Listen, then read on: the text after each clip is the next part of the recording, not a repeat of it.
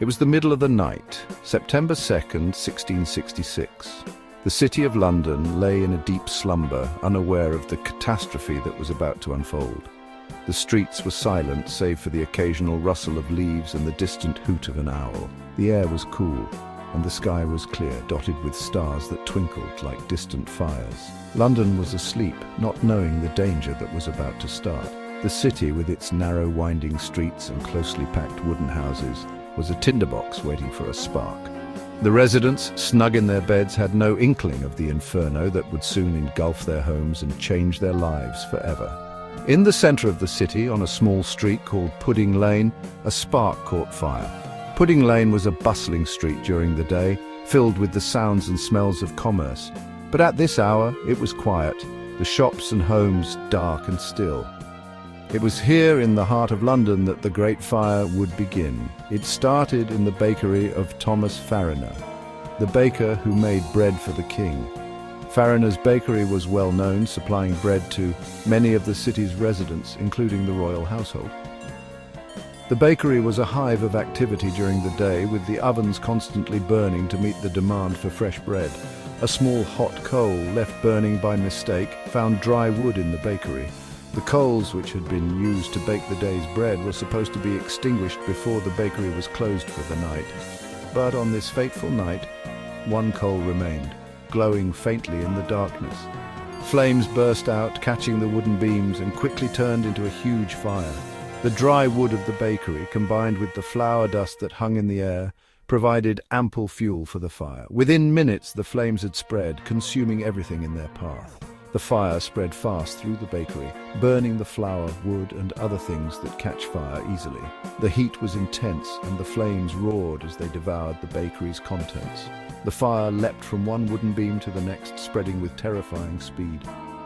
Fariner and his family woke up to the choking smoke and the loud fire. The acrid smell of burning wood and flour filled their nostrils, and the heat was unbearable. They had only moments to escape before the fire consumed their home. They barely escaped, running into the night as their bakery burned down. The streets were filled with the sounds of panic as other residents awoke to the danger. The fire, now out of control, began to spread to the neighboring buildings, setting the stage for one of the most devastating events in London's history. The scared people of Pudding Lane didn't know that their city was ready to burn. They went about their daily lives, unaware of the impending catastrophe. The narrow streets were bustling with activity, merchants selling their goods, children playing, and the smell of freshly baked bread wafting through the air.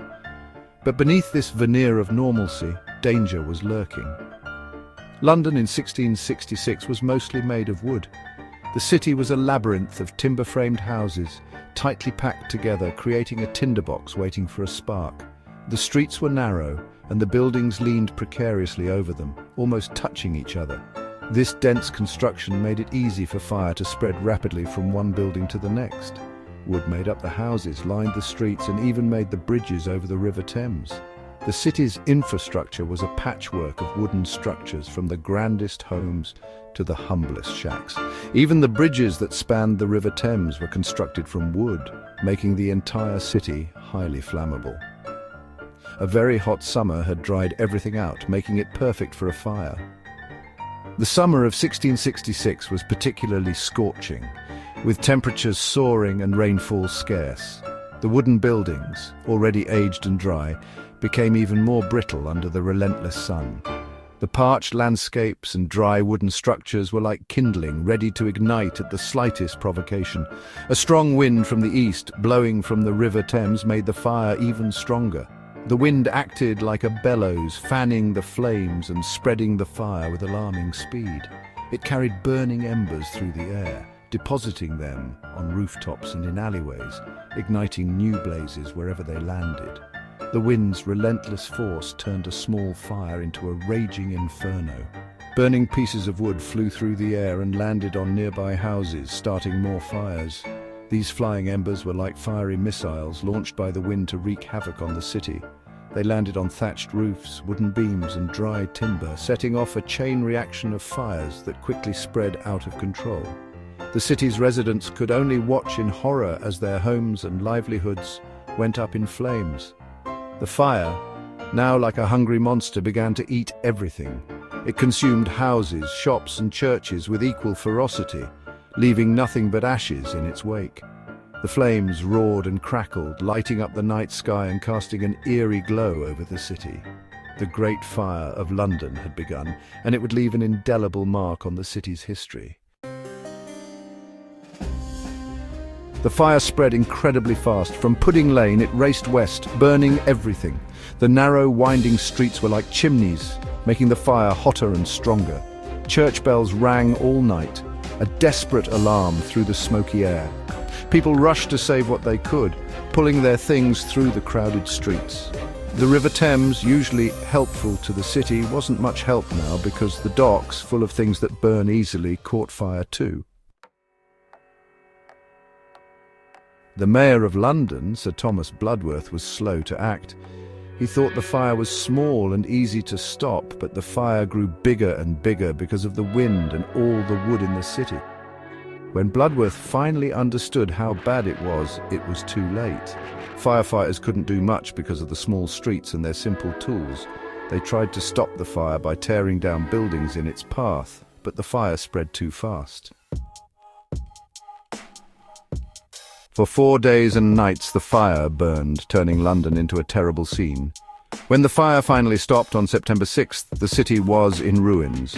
Over 13,000 houses, 87 churches, including St. Paul's Cathedral, and many other buildings were burned to the ground. Only 6 deaths were officially recorded, but this isn't the real number. Many poor people died in the fire, but no one wrote down their names. We may never know how many people really died. The fire left 70,000 to 80,000 people without homes, a huge number in a city of about 400,000. People gave food and shelter to those who lost everything. Temporary camps were built outside the city walls for the homeless. Rebuilding started quickly. King Charles II wanted his capital city to be great again and helped with the rebuilding. Architects and builders were asked to design a new London, one that would be beautiful and strong. One of the architects was a smart young man named Christopher Wren. Wren, who later became Sir Christopher Wren, imagined a big and open city made of brick and stone with wide streets and grand buildings. Wren's ideas shaped London for hundreds of years. He designed many churches, including the famous dome of St. Paul's Cathedral, a beautiful building that is still a main part of London. You can see his influence in the streets and public spaces. The Great Fire was terrible, but it gave London a chance to fix its problems. The Rebuilding Act of 1667 created new rules for building. Wooden houses were not allowed in the city centre anymore. Buildings had to be made of brick or stone, which don't burn easily. Streets were made wider so fire couldn't spread as fast, and new building rules made sure new buildings were safe. The Great Fire of London, which occurred in 1666, was a pivotal event in the city's history. It started in a small bakery on Pudding Lane and quickly spread, fueled by strong winds and the wooden structures that dominated the city at the time. The fire raged for 4 days, consuming everything in its path and leaving a trail of destruction that would forever change London. It was a tragedy that killed people, destroyed homes, and changed the city forever. Thousands of Londoners were left homeless, and the fire claimed the lives of an estimated 6 people, though the true number may never be known. The devastation was immense, with over 13,000 houses, 87 churches, and numerous public buildings reduced to ashes. But from the ashes, a new London was built, a city reborn. The reconstruction efforts were led by Sir Christopher Wren, who designed many of the city's new buildings, including the iconic St. Paul's Cathedral. The new city was built with wider streets, brick and stone buildings, and improved sanitation, making it safer and healthier for its inhabitants.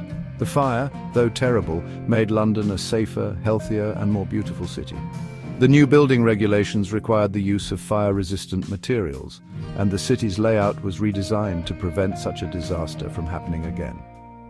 The fire also led to the establishment of the first insurance companies, providing a safety net for those who lost everything. It led to new ideas in architecture, city planning, and fire safety, creating a legacy that still shapes London today. The lessons learned from the Great Fire influenced building codes and urban planning not just in London but around the world. The city's resilience and ability to rebuild became a symbol of hope and strength. The Great Fire reminds us that things can be destroyed, but people are strong and can rebuild. The spirit of Londoners, their determination to rise from the ashes and their innovative approach to rebuilding their city serve as an enduring testament to human resilience and ingenuity. Today, London stands as a vibrant metropolis, its skyline a blend of historic and modern architecture, a city shaped by its fiery past.